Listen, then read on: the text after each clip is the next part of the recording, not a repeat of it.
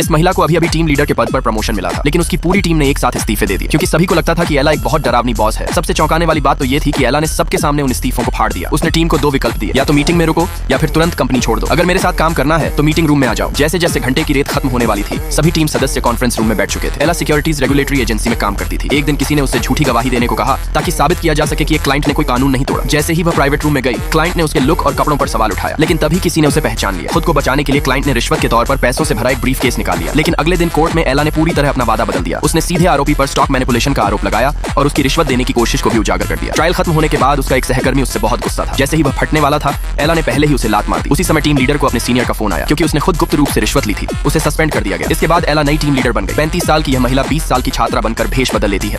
वह एक कंपनी में अंडरकवर जाने के लिए उनकी एंट्रेंस परीक्षा देती है। अपने सालों के अनुभव के कारण वह लिखित परीक्षा में पहला स्थान हासिल करती है और बिना शक पैदा किए कंपनी में शामिल हो जाती है। उसकी बहन उसे याद दिलाती है कि उसे एक युवा लड़की की तरह बात करनी होगी। एला अपनी आवाज बदलती है और अपनी रूममेट से मिलती है। एला का अगला मिशन था कंपनी की असिस्टेंट एना से दोस्ती करना ताकि उससे जरूरी जानकारी हासिल की जा सके। रूममेट चुनते समय एला खुद एना के साथ रहने के लिए आगे आती है। बातचीत के दौरान उसे एना के स्वभाव का अंदाजा हो जाता है। अगले दिन काम पर एला अपने रूममेट को उसके कपड़ों के बारे में विनम्रता से याद दिलाती है, लेकिन उसे ये नहीं पता होता कि उसकी यही रूममेट असल में चेयरमैन की पोती है जो अपनी पहचान छुपा रही है। रूममेट को अपनी माँ की बातें याद आती हैं और वह एला को समझदार और काबिल लोगों की सूची में डाल देती है। कंपनी में प्रवेश करने से पहले एला खुद को याद दिलाती है कि अब वह सिर्फ एक सामान्य कर्मचारी है, लेकिन सरप्राइज तो बहुत जल्दी आने लगे। एक मीटिंग के दौरान एला यह देखकर चौंक जाती है कि नया नियुक्त डिपार्टमेंट हेड असल में उसका एक्स बॉयफ्रेंड है।